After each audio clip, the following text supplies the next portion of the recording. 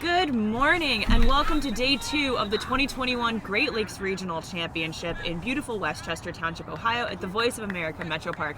My name is Mary Kimball, I'm USQ's Executive Director, and I have the pleasure of introducing what's going to happen in today's game, and then I will turn it over to our commentators. This is the Consolation Round Robin, meant to give the teams who finished last in each of their pools more games and to determine the proper seeding for the 13th, 14th, and 15th place in this tournament. Very important in case a team drops from nationals. Any bids awarded typically start with those teams who competed at the regional that the bid originated from. So to kick off the Consolation Round Robin, we have Dark Snare versus Iowa. Dark Snare is a joint team, an official joint team from RIT Dark Marks and Syracuse Snare, both located in upstate New York, and Iowa is of course from the University of Iowa.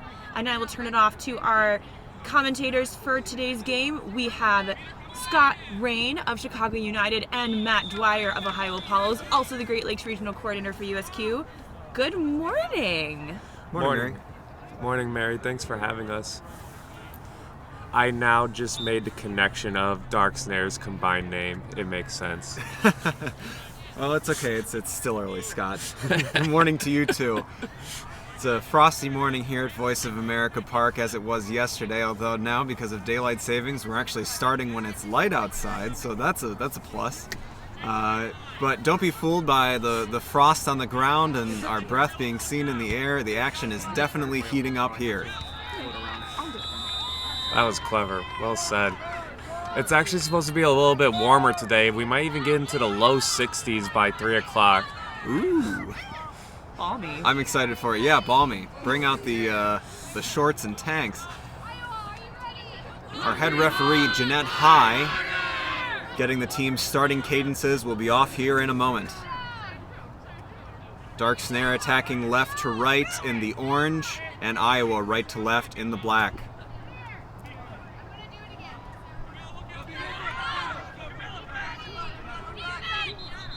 New brooms up start.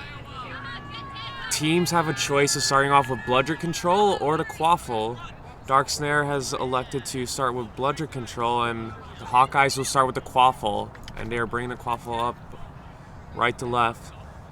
The quaffle's in the hands of their keeper, number 94, Chris Simensky.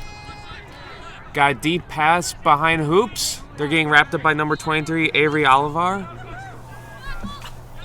Attempting to get support from their teammates. Quaffle's in the hands of Dark Snare's keeper, and they will recover.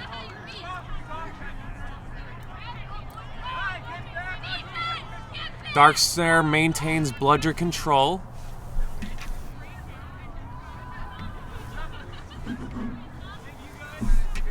Bit of a slow start here.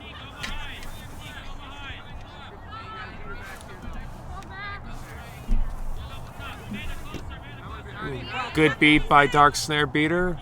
Number 23, Avery Olivar, dishes it down low to number 77. That's Punit. Ooh, good duck by Punit. Getting wrapped up. Creates some space. Hands it off to number 29, Amanda Polly. Back to Punit. Punit's bringing it back up top towards the midline.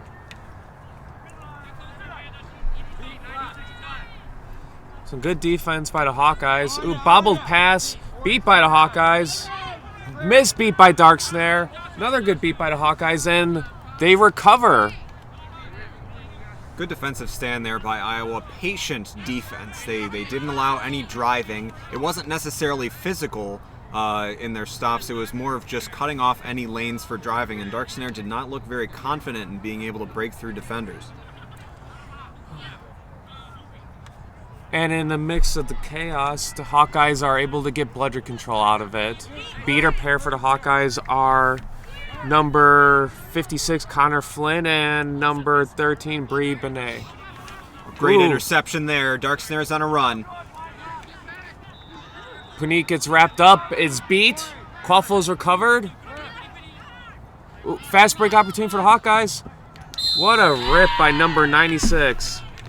Ellie Wicklin for the Hawkeyes, and they are first on the board, 10-0.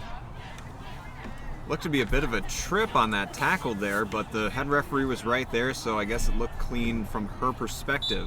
And that was a good defensive stand by Iowa to stop that fast break. Dark Snare kind of getting caught up on where the defender was and just kind of lost their footing and bearing in the process, and Iowa able to capitalize in the other direction. Dark Snare's keeper will walk it up.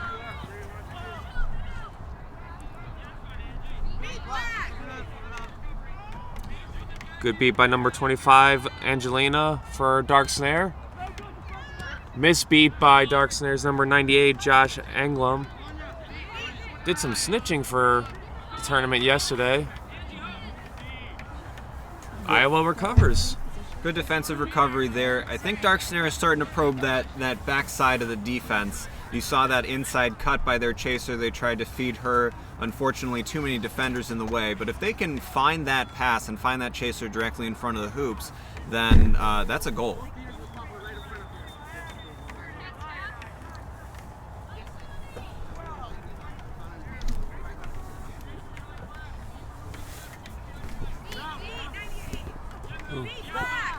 Number 16 for Iowa is getting wrapped up. That's Ben Faco. Ellie attempts to pick up the quaffle, gets wrapped up by Praneet of Dark Snare. Scrummage for the quaffle. Some turtling. Good beat by Dark Snare beaters. They get bludger control and they're gonna break up this turtling fiasco real quick. And you can see the bludgers are quite slick. That frost is melting on the turf here, making the balls pretty wet. So every time they're on the ground, you can see the shine off of them. These beaters are having a little hard time handling them. Dark Snare coming away with bludger control after that whole altercation. Missed shot by the keeper, number 23, Avery Olivar. Not a bad shot, just a little high over the hoop. Recovered by Iowa's keeper, number 94. That was a little bit dangerous the way they tried to get that to the keeper. That was almost intercepted.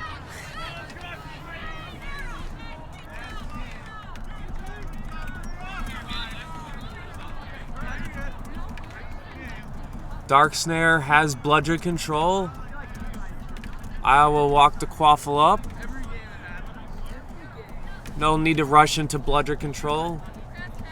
Some teams will attempt to use their offense as a way to get bludger control before they attempt to score. Let's see how the Hawkeyes want to attack this.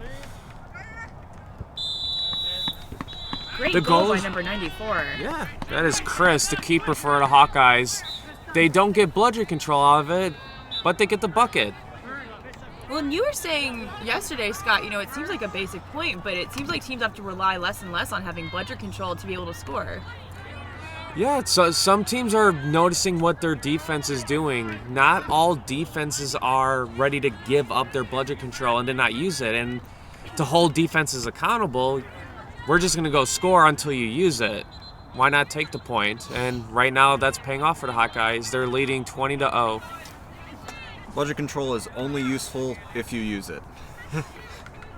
Reminds me of a very old game a couple years back, Iowa State against Mizzou at regionals, and Mizzou would purposely give Iowa State bludger control because they were so inefficient with it. It was easier for Mizzou to score when Iowa State had both bludgers. It was wild. Man, I can't say I've ever heard that sentence out loud. It was easier to score. That's the only time I've ever seen. I was the head referee on the game at the time, and I was in disbelief in what I was seeing.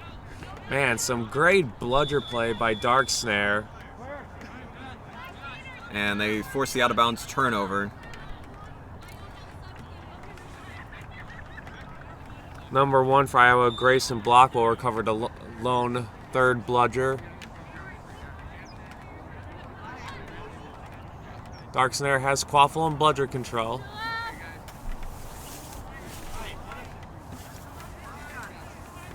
Chaser number 66, Cheyenne, cutting towards the hoops. Little give and go to Pani, to Cheyenne. Passes low.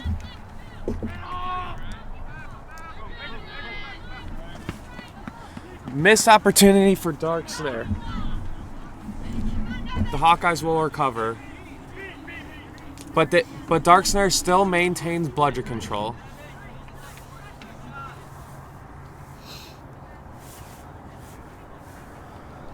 Very patient movement on both sides on offense. It seems like no team is really moving rashly or trying to hero ball it in any way.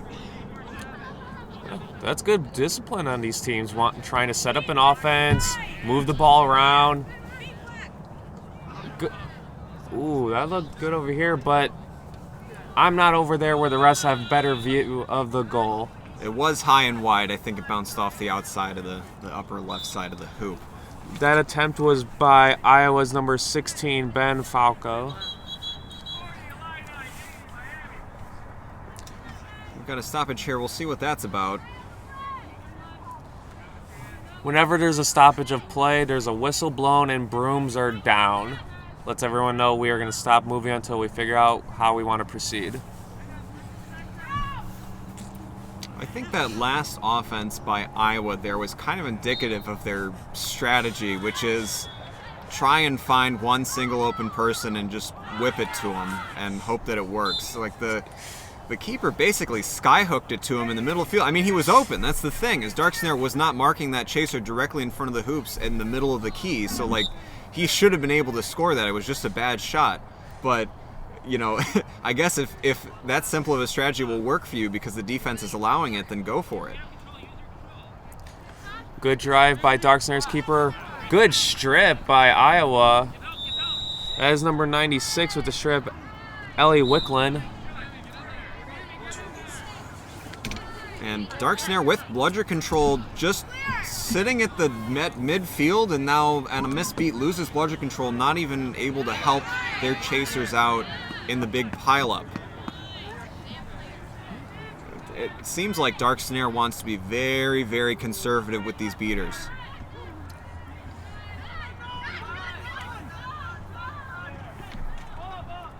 Got a new keeper in for Iowa. That is number 29, Rowan Minders.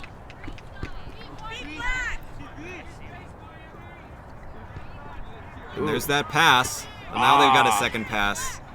Ooh, good scoop. Yeah. Question and beater call, but it was the right call. Great bludger play again by Dark Snare. That's the benefit of keeping those beaters really conservative. As soon as so that was a great pass down the side for Iowa, but the beater was right there. They got the second pass, beater was right there. They completely shut that play down, and Iowa ended up, missing out on 3 potential scoring opportunities there. Jacob Lynn subs in at chaser for Dark Snare. Good wrap up.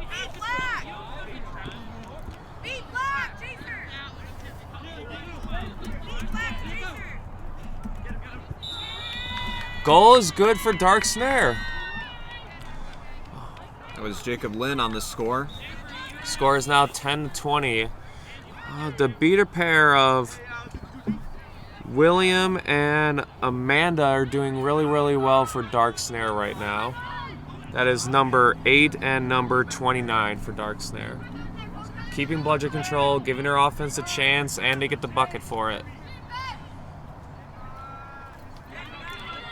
Let's see if they can do it again on defense. They did a hell of a job last time shutting Iowa down. Beat at the top of the key creates the turnover. Dark Snare slow to recognize, but now on the run for it. Ooh, picked off.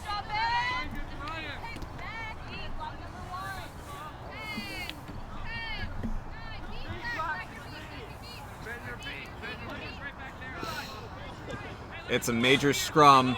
Somehow, Dark Snare able to come out on the other side of that. That is number 77, Puneet. Been handling a quaffle a lot this morning, number 77, and is rewarded for their efforts in a goal. It is now a tie game between Dark Snare and the Hawkeyes, 20-all. And Dark Snare correcting an error they had earlier with not letting their beaters come up to help them in the scrum. This scrum was a little more towards the keeper zone line, so those beaters, I think, felt a little more comfortable to come down, able to beat multiple Iowa chasers trying to turtle the ball, and that ball squirted out, and Puneet Shetty able to put it away.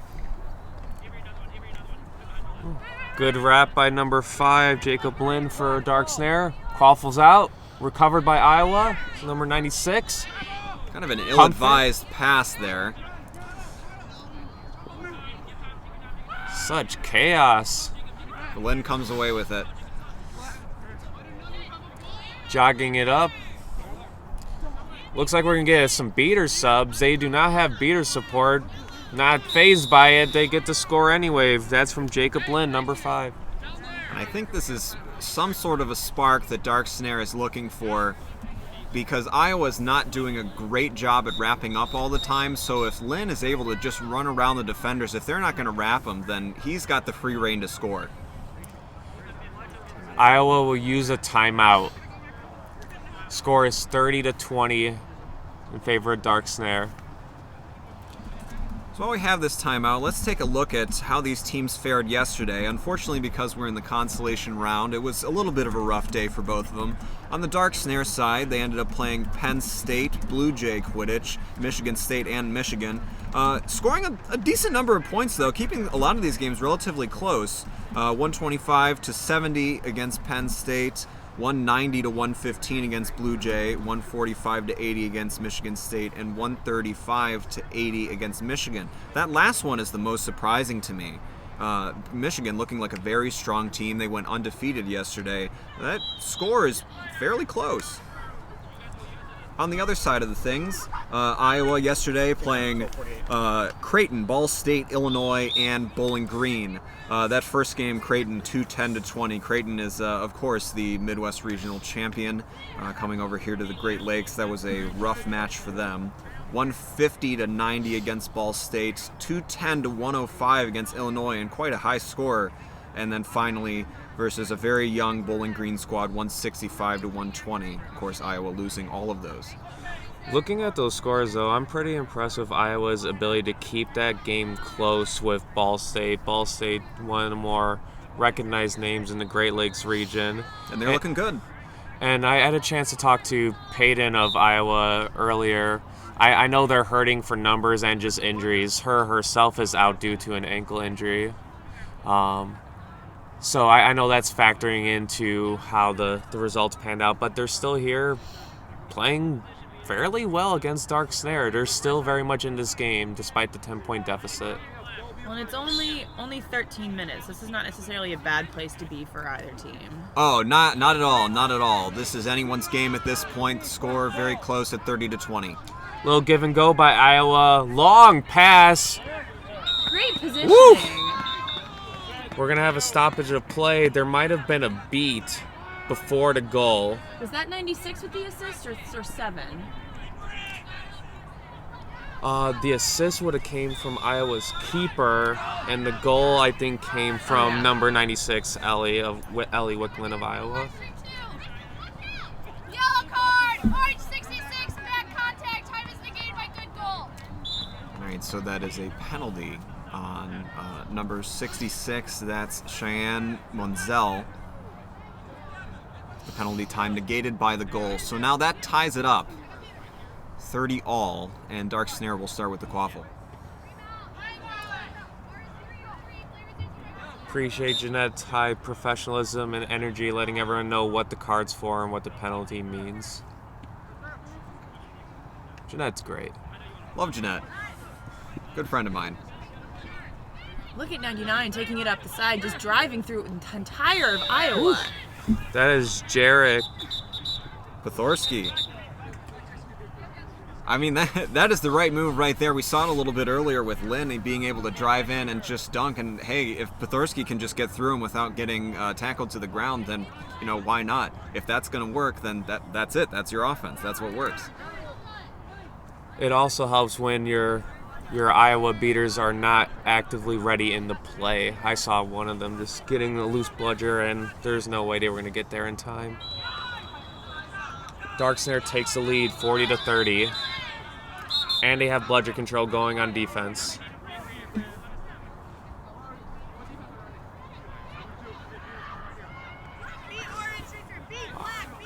Good play by Dark Snare beaters. We're going to get a quick press opportunity. press essentially means that one team doesn't have any bludgers or support, and that is their defense's opportunity to get in their face, press them, make them uncomfortable. Good beat by Iowa beaters. Might get bludger control out of it. Oh, too low. Missed shot by Iowa's number 96, Ellie Wicklin. Smart though, Iowa hadn't used their reset yet, so even though the bludger or the quaffle went over the midfield, they were still able to make another try, hopefully. We got a possible injury on the far side of the pitch. That looks like number 12, Sammy, for Iowa, slow to get up. And looks like one of Dark Snare beaters also down. Prior to the stoppage of play, a solid effort by Ben Falco of Iowa number 16. We will be right back, folks, video-wise. We're going to continue with some analysis about this game. Yeah, so number 16 for Iowa attempted to beat out one of their chasers and then got beat themselves by Dark Snare. They were able to tag up really quickly, come back, reset, and get bludgers on the ground and get bludger control for Iowa. Got some excitement in the game going on behind us. Looks to be... That is Miami, Ohio versus the Illini Ridgebacks. We'll see what happens over there as we Can we get a continue trainer over to pitch here. please? Something I noticed on that last play. So as you were calling for Dark Snare to press, I'm not sure they heard you from here in the booth, but it's interesting because they beat Iowa's beaters, had the third bludger on the ground. Iowa's second beater didn't call for immunity and got beat themselves, and then Dark Snare didn't press with their bludgers. They just held firm, and Iowa was still able to pass around the outside, get a second pass off to Wickland on near the small hoop, and Wickland shot while low. Like, if you've got two bludgers on defense, they're bludgerless, you need to press. That second pass should never happen. That ball should have been on the ground around midfield. I couldn't agree more. Maybe it's a strategy thing. Maybe that was intentional. Maybe it was a lack of awareness, not recognizing that Iowa had no bludger support, and that could be a communication thing. I know sometimes when I'm playing chaser, I'm not always aware of bludger play, but you kind of need to be. The two positions need to be able to work together. You need to see everything that's going on the pitch. I think it's indicative of Dark Snare's system. We've seen it all game. They've been really conservative with their beaters. That's a foul on Tantalo for Dark Snare.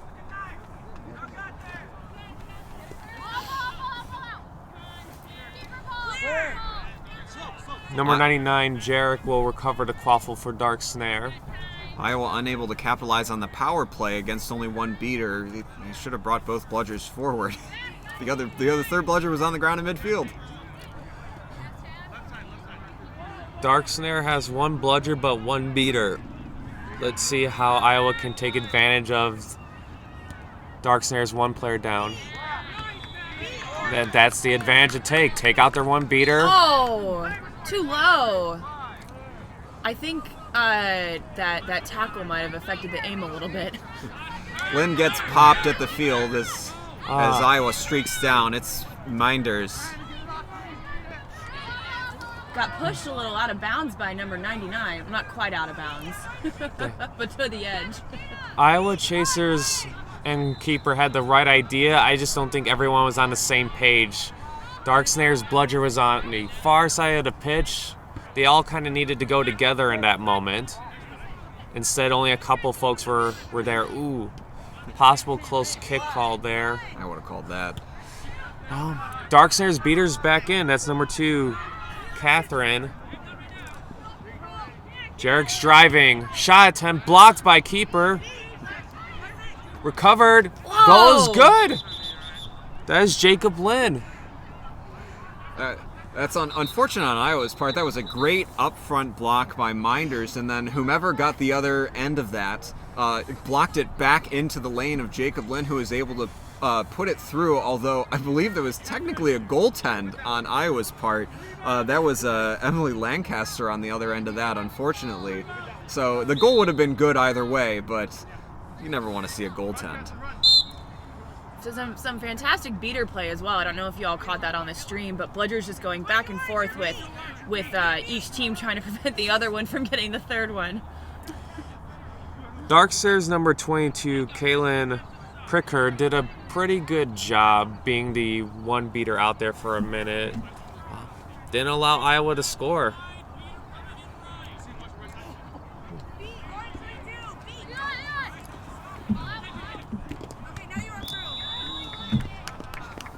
Iowa just kind of whipping that quaffle around. Yeah, that was a behind-the-back tackle. Oh, yeah. Great form tackle if you were in football, but nope. Unfortunately, Petharski did not have the angle. Petharski, excuse me.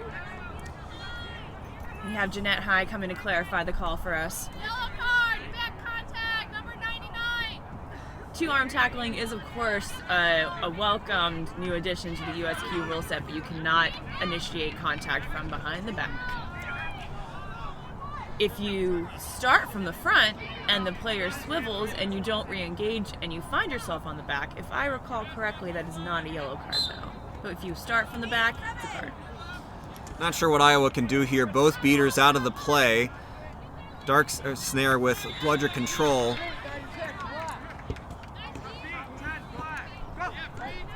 Ooh! And it's a run. It's one defender to beat. Now two. Lynn dogging it a little bit. Not that he needed to put in any more effort. Iowa just didn't even want to put a hand on him.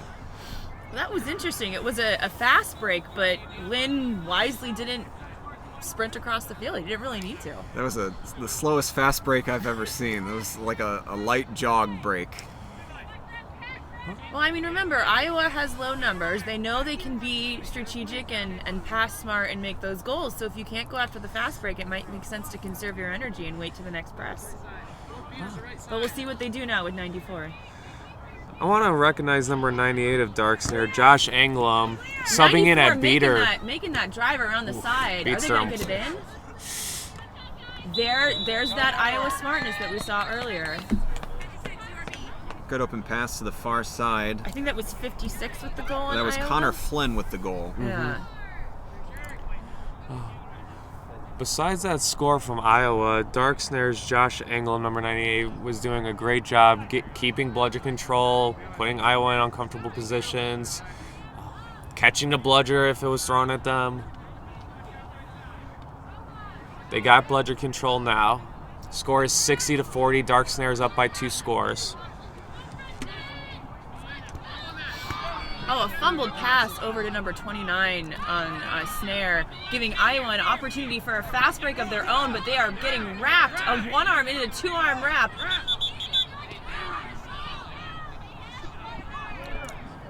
I think that's number 1.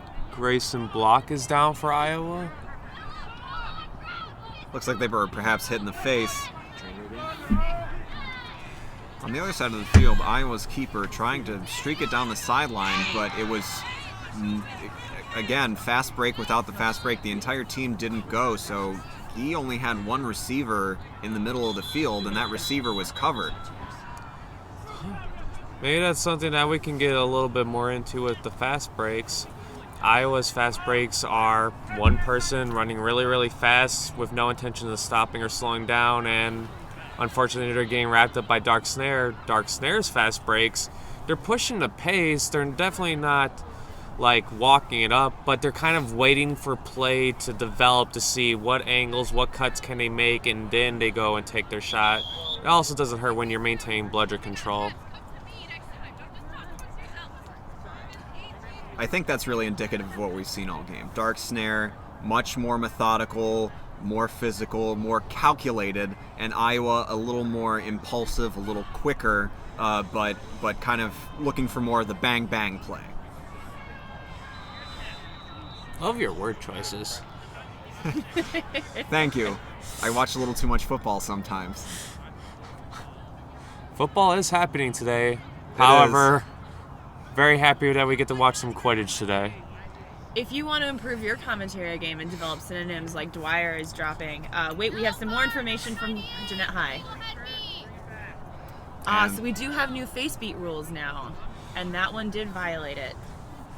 So as we were saying the praises of Anglem earlier, it looks like they've ended themselves up in the box for an illegal headbeat.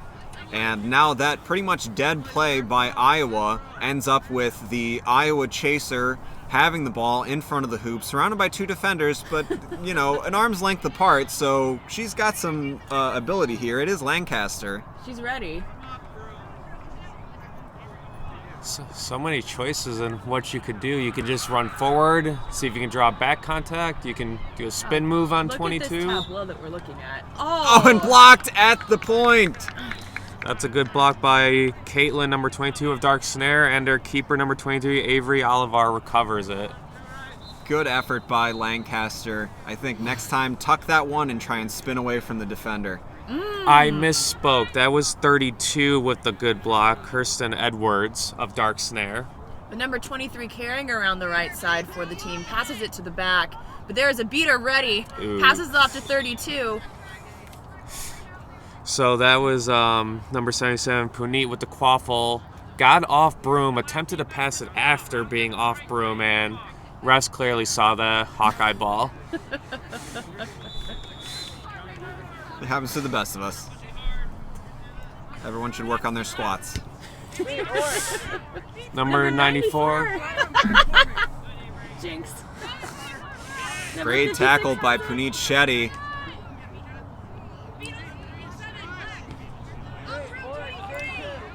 That looked like back contact to me. Oh, but we have a potential stoppage for injury, or a stoppage for a potential injury.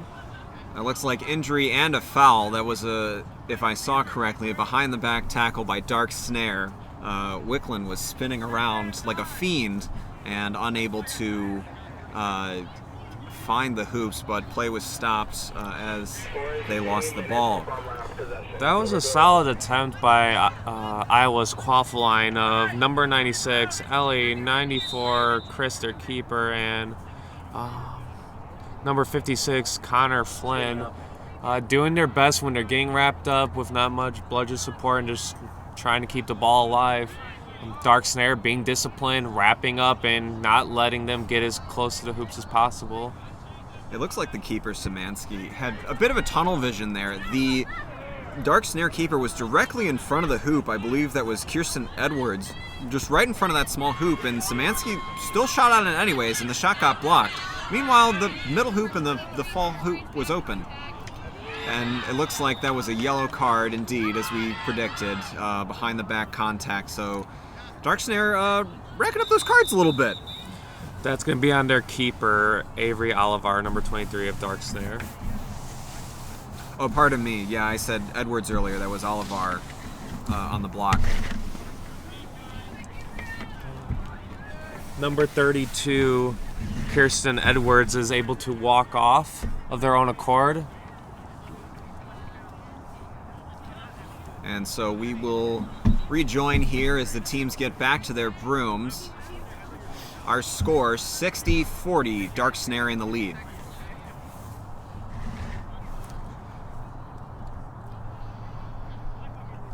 Looks like the Hawkeyes have bludgeon control at the moment, and they have the quaffle.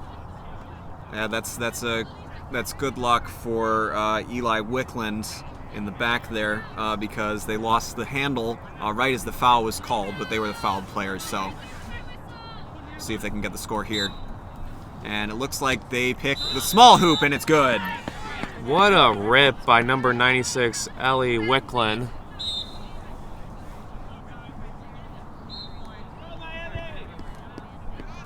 Score is now 60-50. Dark Snare is only up by 10.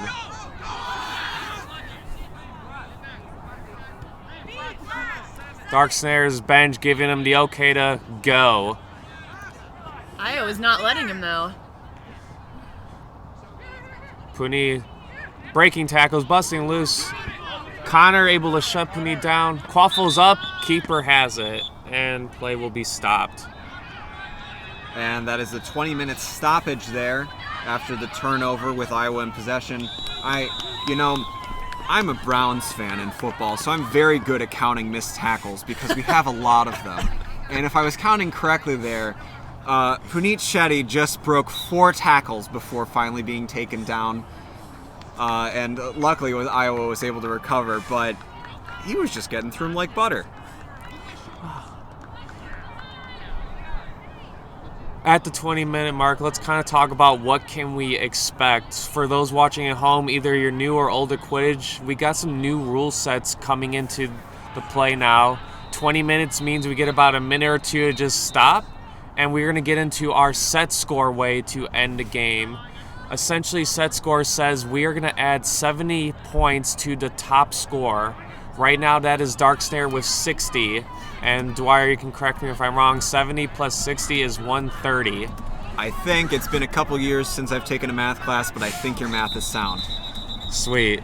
So basically, we are playing first to 130. We can do that a couple different ways. You can still get points by scoring with the quaffle. And the snitch is going to be out. Snitch comes out immediately. Seekers will be released shortly after that. The snitch is worth 35 points now. The 35 points lets everyone know someone's going to win this game. There isn't going to be a tiebreaker. There isn't going to be overtime.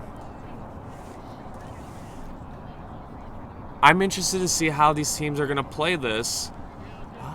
Some teams have elected to just focus solely on snitch play. What I mean by that is they'll put their bludgers and their beaters on each other's seekers, and the chasers kind of left to fend for themselves with no bludger support, which leads to a lot of transitions, fast breaks, and more or less sloppy play without a setup offense. That could also just be in response to it's a new rule set. We haven't quite figured out the best way to handle without bludgers and just quaffle play alone. Some teams might just focus on the quaffle play and just let seekers kind of figure it out for themselves. Who knows? So if I'm Dark Snare in this scenario, I'm going to trust my chasers to make good physical stops on defense. I'm fine with putting my bludgers on the snitch, making sure that they can secure that catch.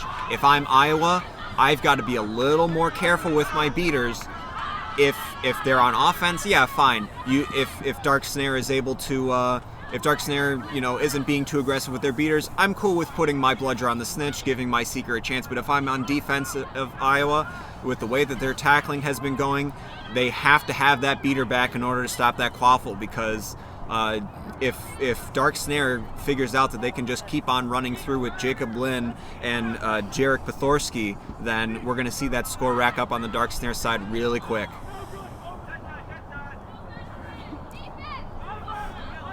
So Iowa will start with the quaffle in their own keeper zone after the turnover right before the stoppage.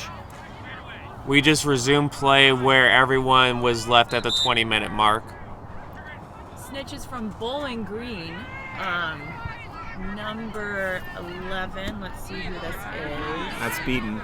Dark Snare not paying attention and losing bludger. You start with bludger control at the seeker floor and you lose bludger control before the seekers come out. That is, oof. That is rough, just buddy. Poor, yeah, that is poor paying attention. Rough luck. But Iowa just lost it. Seekers are out. Snitch is released. We nearly had a grab for number 16, just a little bit too high. Go. Snitch is down. Whistle's blown.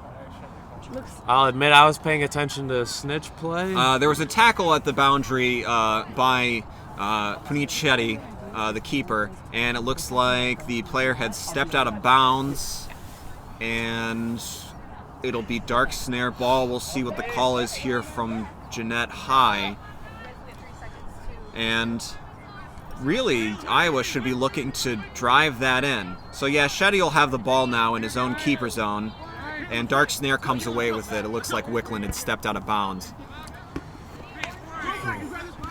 Nice spin move by number 16 of Iowa. Still got some time with the snitch. Dark Snare Seeker's coming in. Gets beat again. That's number 2, Catherine. And that was an incredible stop physically on the other side of the field. Connor Flynn just put a good hit on Amanda Paul from Dark Snare. Looks like she's a little slow to get up.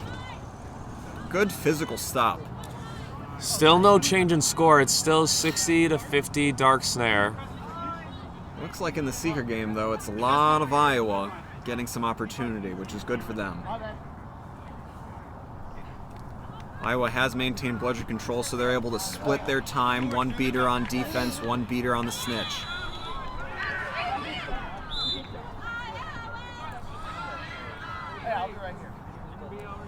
Beater pair for Iowa is currently number 29 Rowan and number 13 Bree Benet. It looks like right now Iowa's pretty confident that number 29 can lock it down on a snitch play, and then Bree is focusing on quaffle play. And there's that beat. Bree coming in to support. Good block though by number 22. They're able to retain their bludger. They beat the Iowa Seeker. All three bludgers in the snitch game now, so Iowa has an opportunity here if they could connect a pass. It is too long though. Number 96 not able to reach it before it goes soaring. Good job by Jacob Lynn there to recover the bludgers for Dark Snare. But Ron's going to chase that bludger down, and Jacob Lynn somehow able to tag up and get that bludger. That was some great hustle by Lynn there. Now Dark Snare with both beaters on the Seeker. What's surprising to me is that Iowa's keeper, Szymanski, is not running it in. When all three bludgers are on the snitch, Szymanski's the biggest guy on the field. I don't understand why you don't run that in. Oh, and a tackle causes that play to go low, but I'm wondering if we're going to see a back contact call for Iowa on that. Yeah, they're getting physical, but unfortunately the wrong kind of physical. That's Flynn who's going to the box. There we go. So it looks like Shetty will get a another chance at this play. Oh, he's right in front of the keeper. I got inside, you got outside. You over here. Good patience, didn't just shoot it. And there it is. All right, and now Szymanski wants to go on a run. One player to beat. Wow. Puts it through, coast to coast.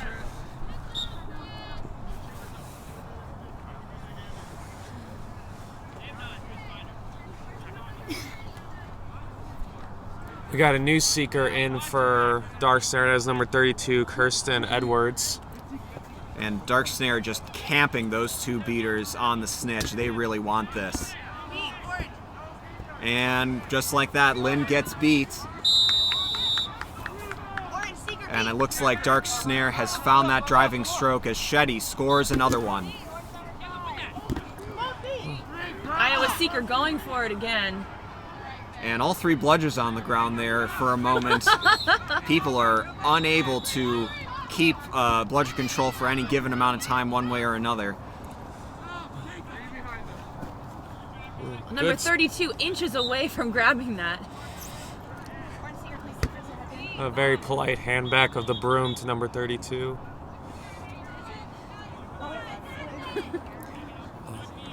And it looks like we have a player down for Iowa. We'll see if they're okay.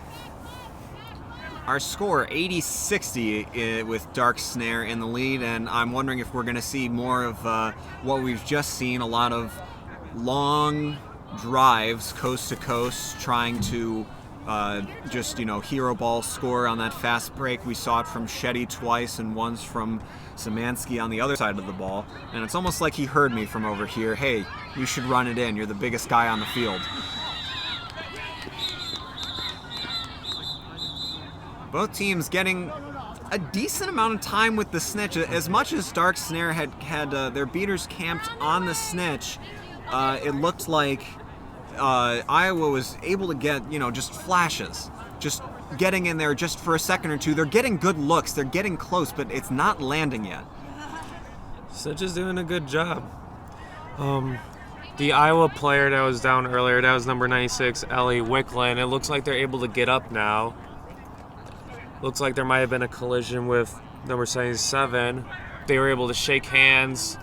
Sometimes these things happen in Quidditch. Unintentional contact, mistakes that weren't meant to be made. Love to see the sportsmanship from these two teams. Wicklin walks off under their own power, and Flynn will come in as the sub.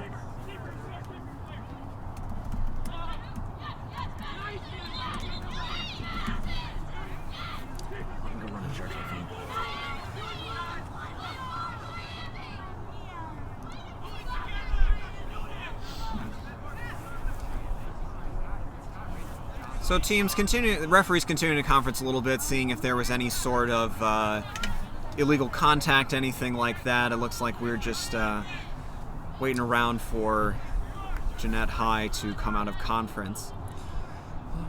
And an unlucky sort of events for Iowa, not just this tournament, but just for the season, just injury. As you continue to play more games, it's a little harder to kind of keep playing as hard as you possibly can, and Iowa's definitely doing their best. Yeah, unfortunately, I was with the shorter roster. I think I count 11 here. Like, that's tough. That is tough to come into regionals with a short roster when you don't even have 2 full lines. Everyone's playing a lot of minutes. You're playing a lot of different positions potentially, especially after an entire day of play yesterday, going against the schedule that they played against. I mean, geez, it was probably tiring to play against Creighton, but this closer score against Ball State and Illinois, those were probably tough physical games, especially Ball State, kind of a physical team. And so that wears on you as a player, especially if you're younger, especially if you're inexperienced, maybe not in as good enough shape. Not to say that any of these Iowa players aren't. They've been giving it quite their all during this game. Not that Dark Snare had a cupcake run either. I mean, Blue Jay, from what I saw them yesterday, was incredibly physical. Michigan always physical, and I mean, Penn State and Michigan State, no pushovers either. So both these teams probably a little battered and bruised after all of yesterday. But you know what? I commend both of them for coming in and playing teams at their levels. We see this score is incredibly close. They are working hard. And this is the type of experience that keeps your team competitive and keeps it in the sport. If you're unwilling to come out and push through the pain, grit your teeth, and try and make it work to get these close games, if you're willing to do that, then your team is going to succeed in the long run. Something to be said about Dark Snare, just to reiterate what Mary was sharing earlier, this is a joint team. It's a combination of folks from RIT in Rochester and Syracuse's program, both in New York. With the expanded joint team program this year, after such a time off with COVID, USQ relaxed the joint team requirements so that more teams could take advantage of it, so that the programs could continue going. RIT and Syracuse both having programs for quite a long time, as far back as I can remember since I've been playing. So these perennial programs, we want to see them continue on, and it's good that they're able to even come together as a joint team. Ideally, this grows both teams if they're able to bring this energy and this success back to their schools and say, hey, look, we've got a team that's out here that's competing. It doesn't necessarily need to be about wins. It just needs to be about being active, being competitive. You create a team culture, and then you can come back and people who are maybe on the fence at your university and say, hey, look at this. Look what we've been able to accomplish. This is fun. This is good what we're having. We're building something here. We're growing something. And then ideally, you grow out of that joint team and come back into a program that can be self-sustaining. So it's good on USQ in that regard that this allowance was able to happen. And as we sit here, they are having a long conference with the tournament director and the head referee. I think there's some concern from Dark Snare about something, but it looks like both teams are just kind of congregating on one side of the field, just having a chit chat. There's smiles, they're joking around. I think they know that this is a pretty close one. I could be assuming too much, Dwyer, but here's one of my thoughts. I'm wondering if they want to continue this game. They being Iowa, maybe they've reached a point where they just do not have enough players and injuries to sustain competitively continue this game. That's just one thought that I have. Another thought that I have, these teams don't go here. It just struck me that we have a combination of Northeast teams and a Midwest team that probably wouldn't see each other unless it came to nationals. So that's something that's been really cool about this tournament for me, is just teams that wouldn't normally see each other get to play. That's really cool. That's awesome because, you're very right. These teams are separated by several hundred miles, and they probably wouldn't see each other outside of a national championship of some sort. So being able to come down here to Westchester Township in Ohio and play is that's kind of fun. That's cool. You get different looks when you play teams outside of your region. oftentimes you end up playing the same 6 teams a couple times in a season. You get familiar. You know, familiarity breeds closeness. It breeds competition. But you get used to each other's play styles. And then often what happens is teams that go to nationals, you'll meet a team out of the West or the Southwest, and you're like, whoa, you guys are doing something completely different. We didn't even know about this. And it looks like they've come out of conference. And we might get a word from Jeanette High on what is going to happen moving forward. Due to lack of player safety concerns, Iowa is forfeiting. The final score will be 75-0. All right, and it looks like Iowa, due to injuries, as Scott astutely predicted, has decided to forfeit the game. So a bit of an anticlimactic end for Dark Snare. They were in the lead, and so that score, because of the forfeit, I believe, goes to 75-0 in the official book. It does. And you know what? If I'm Iowa, I'm not beating myself up about this call. There's a lot more Quidditch to be played this season. Live to fight another day. Take care of your player serve. Get home safe. Dark Snare played a great game. Moving forward, we talked about these teams probably wouldn't see each other outside of a national competition. Wouldn't you know it, there is going to be one. Next year, April 2022, we hope to see a lot of these same faces in Salt Lake City, Utah for nationals. These 2 teams today did not fight for an automatic bid for nationals, but might have a chance at an at-large bid later on in the season to come to Salt Lake City, Utah for nationals. As the tournament continues, we are going to be fighting for 6 bids amongst college teams to get an automatic to nationals. I'm definitely excited to see the rest of that. But you at home, you, the viewer, the listener, you should keep it locked here on USQ's streaming channel so that you can see all the action as we progress through today to determine the Great Lakes Regional Champion. We will be back soon. Up next is going to be Penn State versus Bowling Green. We have not gotten to see Penn State. I think actually either of these teams on the stream yet, at least Penn State. So looking forward to seeing that matchup. We will be back soon, folks. Have a great morning.